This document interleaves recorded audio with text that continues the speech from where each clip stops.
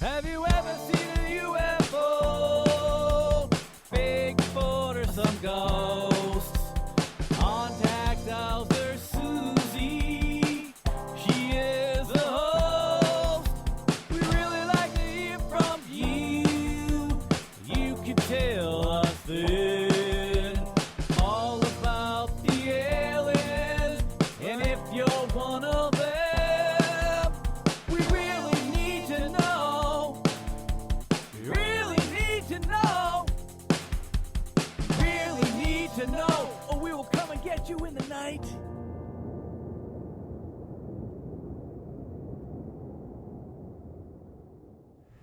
Hi, welcome to Out of This World with Susan and Willy.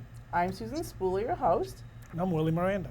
and today we're speaking with David Chace from Seattle, Washington. Welcome, David. How are you today?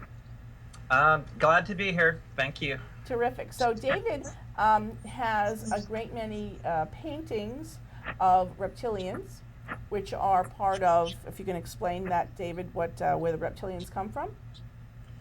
Well, we don't really know where they come from, but basically they are one of the main categories of UFO occupant or alien or ET, depending on the term you prefer, that are reported in the abduction or contact phenomenon. Okay. So, and tell us about your experience with them and why you started painting them. Gosh, it goes back to when I was growing up in the 70s. That as a child, I was very interested in dinosaurs and reptilian things in general. I used to always love to be woken up in the middle of the night by my mom to watch Godzilla films, and and then I got to start going out into the woods and catching snakes and lizards. And then in the 80s, mid 80s, and particularly 87, when Communion and Intruders, the books by Whitley Strieber. Whitley Strieber and Bud Hopkins respectively came out. At that point, I started getting really into research into UFOs and alien abduction experiences and was very much interested in that. And then in the early 90s, I found out that some abductees were reporting reptilian humanoids, and I figured, well, this ties in with two things that totally fascinate me: reptiles and aliens. So I started researching people's experiences with reptilian aliens. Terrific. So, so then, did you, when with these drawings that you have, or did you meet up with them and then interview with them, or did you happen? How did you happen to come upon these people? Did you ever meet any face to face, or at conferences, or? Basically, the first case I came across, the first contactee or experiencer, she would probably be okay with that abductee. Was a woman named Garnet Doonan. I met her at a meeting of the UFO Contact Center International in 1991, which was a group. I had just moved to Washington, and that was a group not far from where I was staying. And this is, if you can see that. Okay, want to pull it back a little bit more? Pull it back a little bit more towards you. There we go. George, can you see that? Okay, keep that up there, please. Okay, talk to us about this.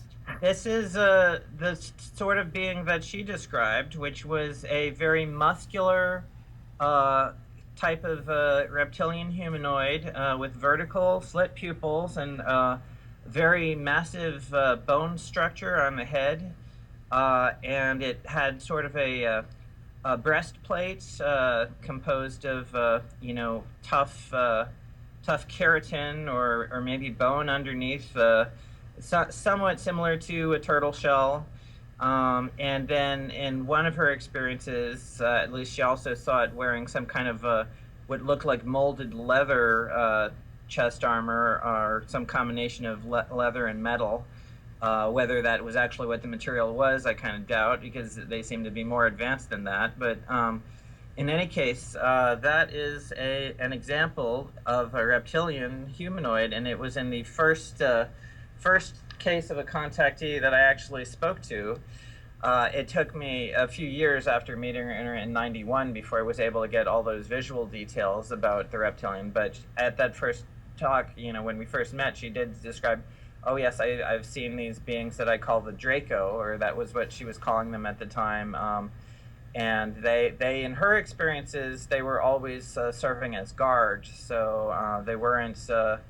Later on in talking to other people, I found out that they had other roles as well, as like teachers and warriors and scientists. But in her experience, they were always guards. And those were, and then you drew that. You drew those. You drew those Yeah, pictures. actually, one of the ones in the image here, this one here is actually Garnett's sketch, and the others are my kind of interpretations. Wow, those are very detailed, and those were her. So she was able to then see all of these and translate them into a drawing and translate them to you to let you know what their exterior looked like. That's right. She's a talented artist herself, and that's I like to meet with experiencers who are not only have a good memory of what they've seen, but people who are articulate and able to describe it to me, as well as people who have some drawing ability. Because if it's much easier for me to do what I do if I start out with a sketch. Just the act of having the experiencer draw what they saw, that brings more details to their memory, and that kind of puts their own energy into it. So I look at that sketch, and then I can use that as kind of a starting off point, and then I can ask them details about what you're trying to show here and so forth. And then I start just going through a series of questions. If they obviously I don't want to lead them or like suggest answers that would kind of bias them one way or another. But if they give me, well, if it was a muscular being, then I can ask them questions. Oh, well, was it more like a bodybuilder, or was it more of a lean muscular? So I can kind of narrow it down with some of the questions I ask. And in Garnett's experience, these reptilians, we determined that they had scales that were sort of bumpy, which, could sort of, she described it as kind of like the skin on the neck of an iguana, which has some of those little tubercles, or those little larger scales that protrude a little bit. Other experiencers have described the reptilian scales as very smooth, so I've come across a number of varieties as far as the scale types and so forth. How do they communicate with them? Do they discuss that? Is it telepathic? Do they move their lips? Do they make noises that they can't understand? The reptilians, they can make sounds, and they can actually make growling noises, or breathing or hissing noises. There was one case, a reptilian named Ruby, which was a being who, in that incident, this was a gentleman I interviewed a few times back in 1994. He himself was actually a hypnotherapist. And in one situation, a couple years before that, he had been working with a client doing hypnotherapy, and she was sitting in a chair. And during that incident, he saw in this woman's arm that there was actually the impression of a five-fingered hand in her skin, as if an invisible being was there holding the woman's arm. And a moment passed, and then this being in a monk's robe, with its arms folded across its chest, and wearing a hood, and kind of just materialized there. And there was a sound like a crackle of electricity and a rush of air. And in this particular case, there was also kind of a smell like a rotten fish odor. Which doesn't come up too often, but I have had, maybe a couple other cases. And so that being materialized, and he asked, there was silence for a moment. He asked the being, "Are you a master teacher?" And the being said in a very gruff voice, "You may address me as such." And then he asked, "Are you of the light, Christ light?" And the being just remained silent. And that went on for a couple moments, and eventually this being pulled back her hood and opened up her kind of monk's robe and stopped trying to look all spiritual and just kind of threatened him, saying, "You cannot fight what you cannot see." So in this case, what our understanding is this being did not like him interfering with this particular contactee and asking her these questions and trying to do this regression, and she was kind of defending her property or something along those lines. Maybe and that gets into the whole starseed aspect. Maybe this woman client he was working with was a part of this being star family or something along those lines. But that seemed to be an audible communication, as if she was actually speaking through her mouth. Okay. But in most of the cases, the communication that people get does seem to be telepathic, maybe a voice in their head, or even just images and concentrated thoughts that are strong impressions that people will formulate their words in their own mind. And in some cases, the reptilians can communicate so quickly that way. It's almost like they answer the question before you even ask it.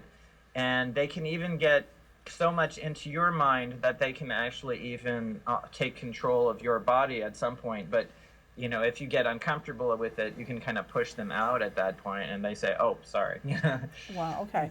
Now, that was interesting that you said that there was a smell. That was one of the questions I was going to ask you, was are there ever any odors when they materialize in a physical form? And that's interesting. You said that it smelled like rotten eggs, like sulfurous almost. Yeah, like a sulfur, rotten eggs, rotten fish. It's kind of like a decaying meat smell, so not particularly pleasant. And Okay. I do have to say, in Ruby's defense, and I forget exactly how we learned that the being's name was Ruby, but that was apparently what they called her. That Ruby was actually physically very beautiful. You know, if you're like me and you find reptiles beautiful, because she was kind of the dark charcoal green gray color overall, somewhat shiny scales. The rims of her eyelids had much lighter, like a bright yellow coloration. Her lower eyelids had kind of a powdery aqua blue color just between the scales. And then the scales right around her nostrils and her labial scales or lip area had the lighter yellow color as well. And then the ridges tended to be a little bit lighter, like the brow ridges and the ridge down the center of her forehead were a little lighter than the dark charcoal green gray of the surrounding skin. And the face was lighter than the back of the head and her arms and so forth. Wow. Did you ever paint or draw a picture of her?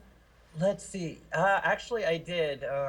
Whether I don't know if we'd be able to find it right now, but You can send it to me later, and we can always edit back into the show. So. okay, yeah, I'll see if I can do that. Okay. Now they look like a very militaristic society. This idea of reptilians, often it comes up this notion that they're of warrior ancestry, and in some cases there does seem to be kind of a very militaristic aspect to their demeanor.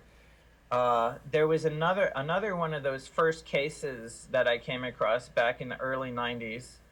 I believe it was probably 1994 that I met this woman. I just refer to her as CS. Sometimes I use a pseudonym, Charlotte, or something That's like fine. that. But in any case, that was a case of the reptilian appeared as a ball of light. I think maybe about the size of a basketball, or maybe a little bit smaller, a white ball of light that floated into her room. And at that point, her conscious memory was of like a weight pressing down on her chest. But then under regressive hypnosis, she actually recalled seeing this ball of light kind of open up, and it went shh, and just materialize into a reptilian humanoid. very muscular, but much leaner in build than the ones that Garnett had described, whereas Garnett's were built more like bodybuilders. Okay. This one was leaner in build. It did also have the kind of the turtle shell sort of breastplate covering its chest. It had claws. I believe this one had 3 fingers and a thumb on each hand. Okay. Whereas Garnett's and Ruby both had 4 fingers and a thumb, more like a human hand. So obviously there's some difference in the species or, the genetics or something. This one at CS saw the coloration was lighter. It was, you described it as khaki color, kind of a yellowish, neutral khaki, hints of gray and green. Whereas Garnett's reptilian guards, in her case, were described as a very muddy, kind of forest green or greenish brown. Okay. And the one named Ruby was described as overall charcoal green-gray, like the dark colors of an alligator. So each one has had its own kind of variation on a kind of a reptilian color theme. So then you could determine that they were male versus female because their body types were like male and female humans?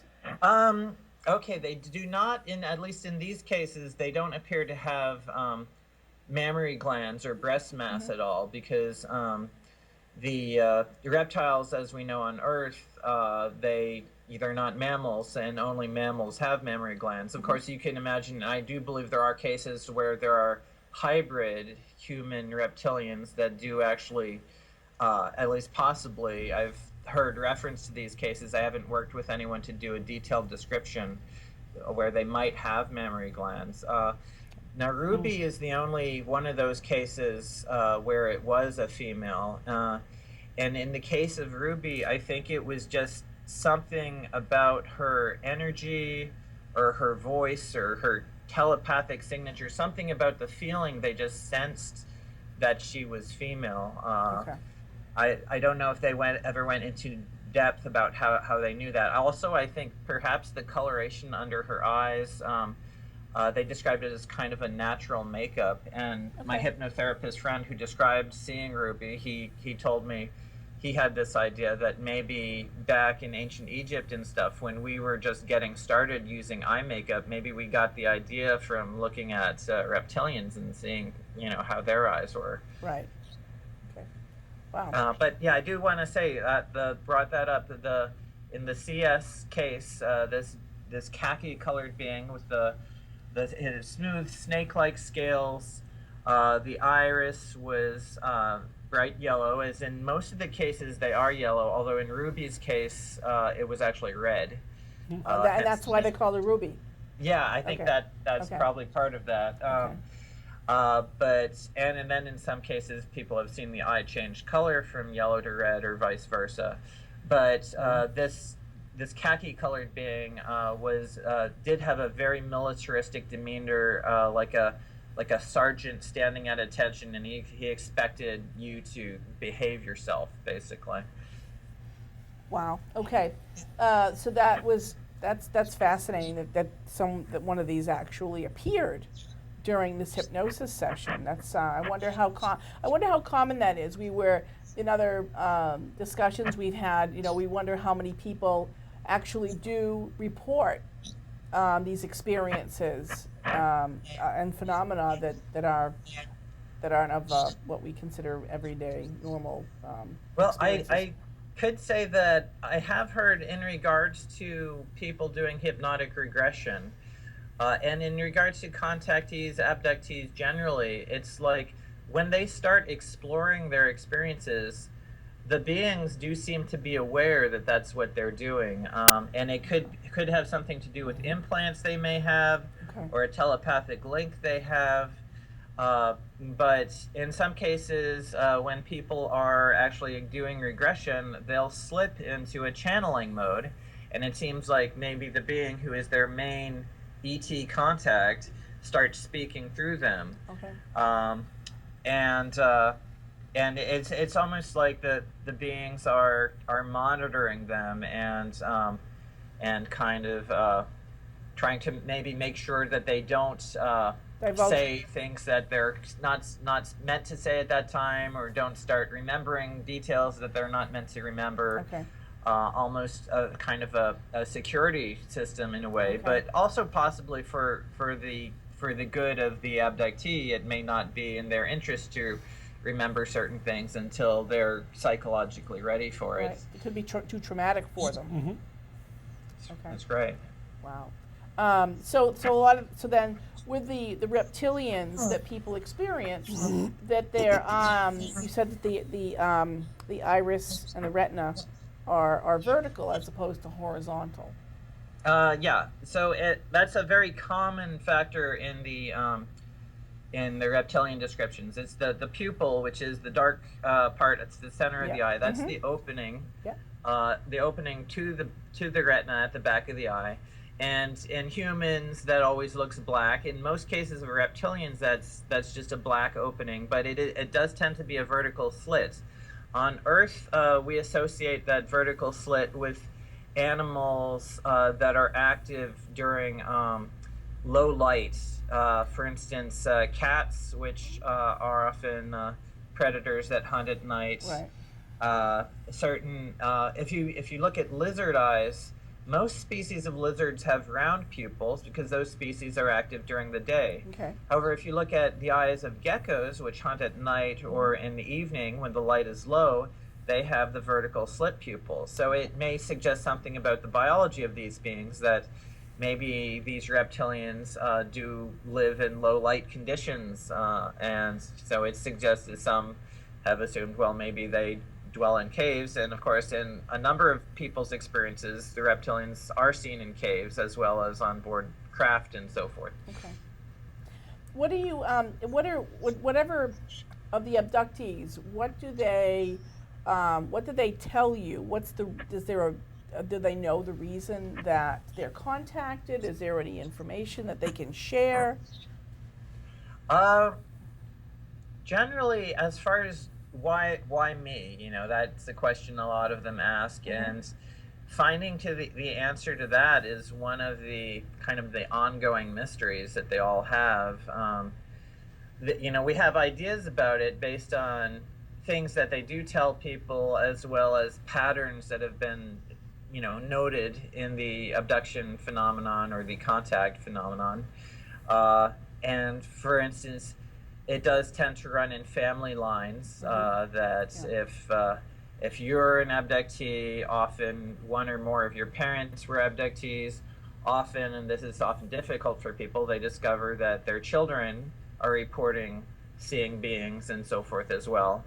And on top of that, the beings do often tell people, that you are one of us, or we're your real parents, or that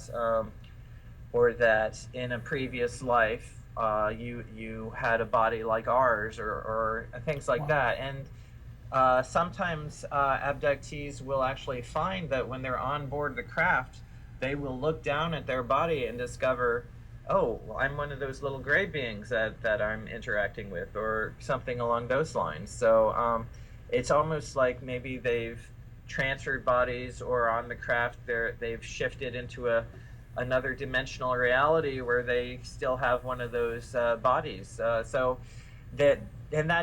We call that kind of the starseed idea, which is the idea that the abductee's soul is associated with these beings and is working with them, and so that they're really part of their star family, or they're part of their extended family in some way. And that's something people are often, when people who don't know about it hear about these cases of reptilian contact, they think it's rather scary, and these reptilians could just come and invade at any time. But it does seem that most reptilian contactees, when they explore it in enough depth and get comfortable with their experiences, they do get this communication, or this deep feeling inside that, oh, these beings, I'm like part of them somehow, and they're my family. So it seems to me that the reptilians, the people who are interacting with them, may already have a connection to them that's from outside of this limited physical life in some sense. Okay. So it's not like we have to worry about them coming and doing something to the whole human civilization. They're really trying to stay very secretive and stick basically to their own soul family, or whatever you wish to call it. Okay. When my mother was pregnant with me in Leominster, Massachusetts, where we were having a conference in October, she saw a UFO over the house, and other people saw it as well. And ever since I was a child, I always joked, "Oh, they were dropping me off." So I don't know if that's really true or just. It certainly could be. I mean, that absolutely. does sound like Yeah.